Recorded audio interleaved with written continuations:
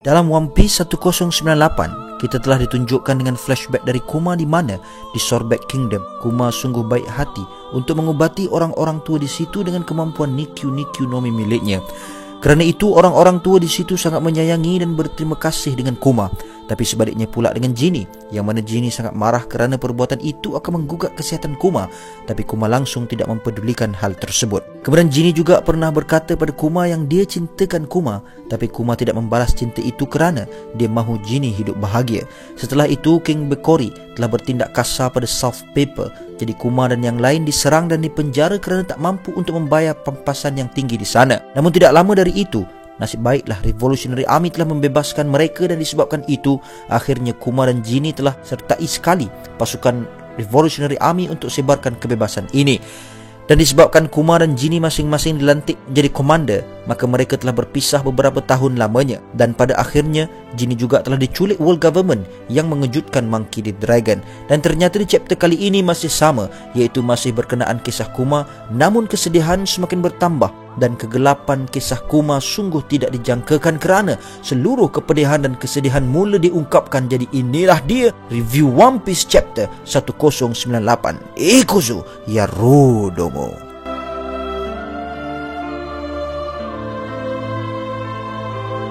One Piece 1098 telah dimulakan dengan masih menunjukkan flashback tentang Kuma, di mana adegannya bermula di Revolutionary Army Headquarter di Baltigo.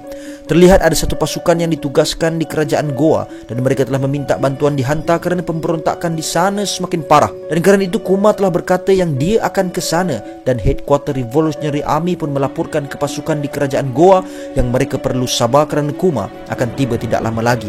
Kemudian di kerajaan Goa, setelah tibanya Kuma di sana, terlihat Kuma dengan muka yang serius cuba hentikan kekecohan di sana sambil dia masih memikirkan nasib Jinny pada ketika itu, di mana ternyata Jinny yang telah diculik telah menarik perhatian Celestial Dragon untuk dijadikan isteri salah satu Celestial Dragon di sana. Lalu ditunjukkan Kuma berjaya membebaskan kerajaan Goa dari terus ditindas oleh World Government, dan terlihat setiap rakyat di situ gembira dengan pembebasan itu. Dan kerana itu laporan telah sampai ke pihak Marine tentang pergerakan dan demi pergerakan yang dilakukan oleh Revolutionary Army. Dan pada ketika itu juga, rakyat-rakyat yang dibebaskan mula menggelarkan pasukan Revolutionary Army adalah pahlawan para penduduk. Setelah selesai keadaan di kerajaan Goa, Kuma telah memberitahu Dragon yang dia mahu kembali ke kapal kerana terlalu lelah pada ketika itu. Kemudian 2 tahun telah berlalu sejak kehilangan Jinny. Ternyata sememangnya dikahwinkan dengan salah seorang Celestial Dragon, dan adegan setelah itu ditunjukkan Jinny yang berkata, "Kita sudah hampir sampai, Bonnie." Lalu ternyata suara Jinny mula didengari oleh pasukan Revolutionary Army melalui sebuah denden mushi. Jinny berkata, "Hei Kumachi, aku sudah berhasil ke permukaan kerana sekarang mereka sudah tidak menginginkan aku lagi setelah mereka tahu yang aku mempunyai satu penyakit dan aku dibuang begitu sahaja." Kuma menjawab, "Kau sakit?" Jinny berkata, "Sebenarnya aku ingin bertemu dengan yang lain untuk kali terakhir, tapi nampaknya percakapan ini mungkin adalah selamat tinggal bagi kita." Lalu terlihat Ivankov mula terkejut dan Kuma juga mula mengalirkan air matanya dan berkata, "Apa yang kau sedang katakan ini, Jinny? Di mana kau berada?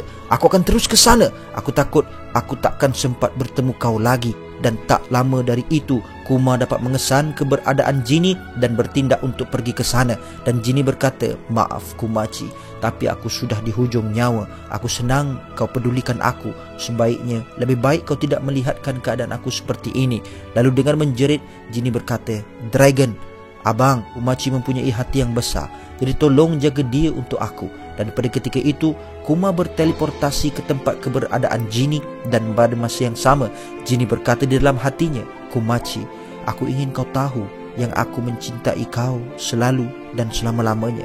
Dan tibanya Kuma di sana, ternyata semuanya sudah terlambat kerana Jinny telah meninggalkan Kuma dan yang lain buat selama-lamanya. Dan Kuma telah melihat keadaan Jinny di mana seluruh tubuh Jinny telah menjadi biru disebabkan terkena cahaya matahari. Lalu kulitnya mula mengeras seperti batu. Dan pada ketika itu, Kuma teringat semuanya kenangannya bersama Jinny. Bermulanya dari Jinny kecil sehinggalah Jinny berkata yang dia mahu berkahwin dengan Kuma. Lalu Kumar telah menangis dan mula memeluk Jini dan bertanya apa yang membuatkan Jini jadi seperti ini. Orang tua di situ berkata kerana Jini sendiri yang mahu menghabiskan sisa waktu hidupnya dengan sengaja terdedah kepada cahaya matahari agar dia mampu menyeberangi laut dan pulang ke rumah kerana dia ingin memastikan bayinya masih selamat. Melihatkan bayi menangis itu, Kumar terlihat semakin sedih. Kemudian di kubur Jini, Kumar telah memberi penghormatan terakhirnya pada Jini dan berkata, sekarang kau boleh berehat, Jini. Aku bersumpah yang aku akan jaga dan besarkan bayi itu. Setelah keadaan itu, terlihat Kumar mula memberi susu kepada Bonnie. Tapi apa yang Kumar boleh buat, Kumar pun masih belum pandai. Jadi orang-orang tua di situlah yang mengajar Kumar untuk menjaga Bonnie dengan betul. Dan terlihat Bonnie minum susu dengan sangat banyak.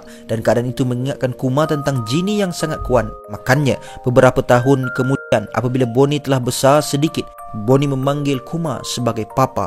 Dan kerana itu Kumar terus sedih di hadapan Bonnie. Dan sejak dari itu Kumar sudah mempunyai kebahagiaan yang baharu. Dan hidupnya kini adalah demi Bonnie.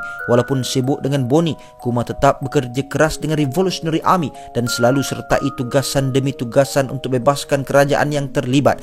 Dan itulah apa yang Kumar lakukan saat ini, iaitu sambil menjaga Bonnie, dia juga masih tidak lupa tanggungjawab dengan Revolutionary Army menggunakan kemampuan teleportasinya. Dan telah ditunjukkan kepada kita juga yang ternyata Kumar juga pernah melatih sabu ketika masih kecil. Pada satu hari ada 2 orang yang telah masuk ke gereja. Kumar mahu melihat keadaan di situ, tapi Kumar agak marah dengan mereka dan suruh tutup pintu dahulu kerana ternyata Bonnie juga telah mewarisi penyakit dari Jini, yang mana dia juga tidak boleh terkena pada cahaya matahari. Dan Bonnie sudah mempunyai satu batu biru di bawah mata kanannya.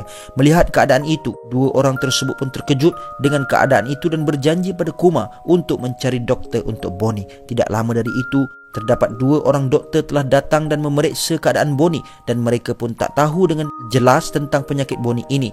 Tidak lama daripada itu, Kumar juga telah berjumpa dengan Ivankov dan Dragon, dan dia mengatakan yang dia mahu berhenti dari Revolutionary Army kerana mahu menjaga Bonnie. Dan kerana itu Dragon faham, dan Dragon berkata yang dia juga akan membantu mencari doktor untuk Bonnie. Kemudian 7 tahun telah berlalu di mana pada ketika itu Bonnie telah berusia 5 tahun. Dan terdapat beberapa budak di kawasan itu mengganggu Bonnie dan mengatakan yang Bonnie adalah pontianak kerana tak boleh terkena cahaya matahari. Jadi Bonnie mula mengamuk dan mulai memarahi mereka sehingga mereka lari dari situ. Dan terlihat Bonnie dengan menunjukkan jari tengah sedang berkata, jangan datang ke sini lagi, tak guna. Namun tetap budak di situ cuba mengganggu Bonnie lagi dan cuba mempermainkan Bonnie. Tapi mereka tak perasan yang mereka masih di dalam gereja. Dan kerana itu Bonnie berjaya menendang budak itu dan menyebabkan budak itu pulang sambil menangis. Melihatkan keadaan itu, Kumar menasihati Bonnie untuk tidak keluar dari gereja ini dan jangan sesekali mendekati pintu. Bonnie mulai faham dan berkata, aku tahu perkara tersebut, aku bergurau sahaja. Kumar menjawab, janganlah bergurau seperti ini.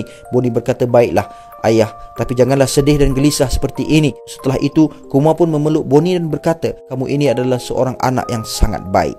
Beberapa hari kemudian Bonnie masih marah kerana budak-budak di situ masih mengejeknya, dan salah satu sebabnya adalah disebabkan batu biru di wajahnya. Bonnie berasa pelik akan wajahnya tersebut.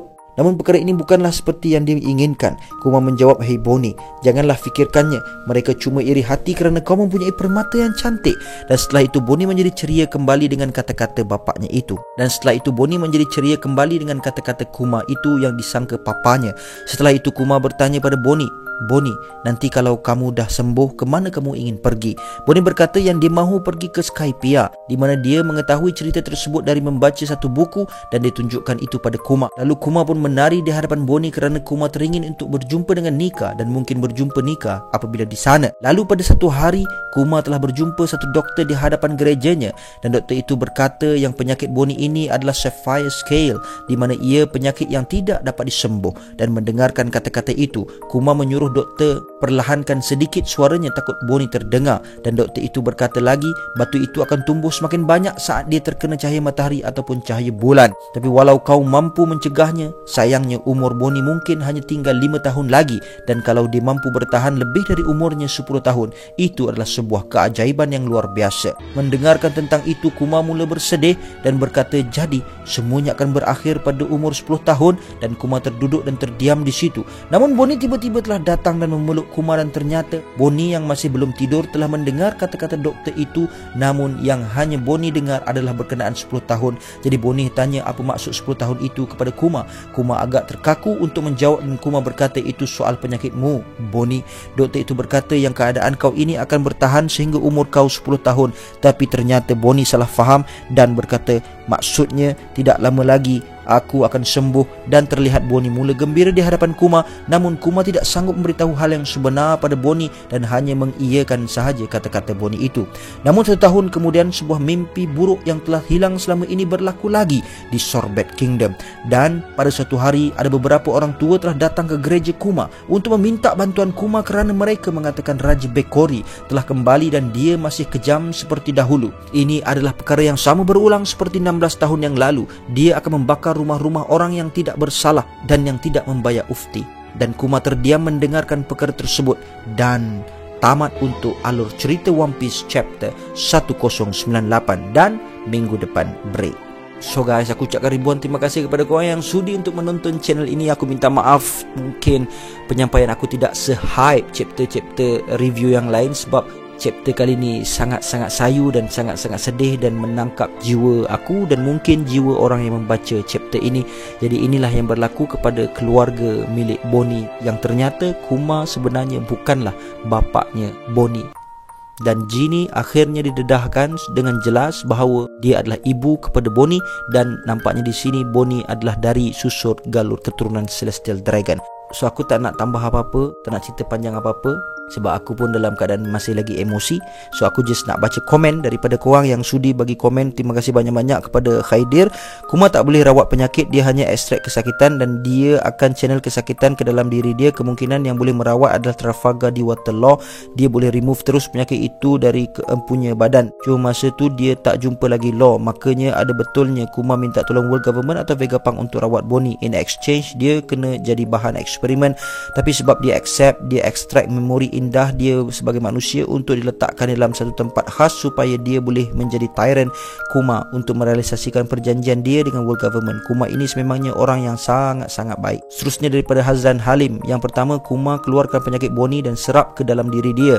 Sebab itu masa dekat Sebaudi dia cakap dekat relik dia dah tak banyak masa. Mungkin penyakit itu dah start merebak teruk dan dia dah deal dengan Vegapunk untuk convert dia ke cyborg untuk prevent penyakit itu daripada ragut nyawanya. Before dia convert, dia tinggalkan memori dia untuk Bonnie di Egghead.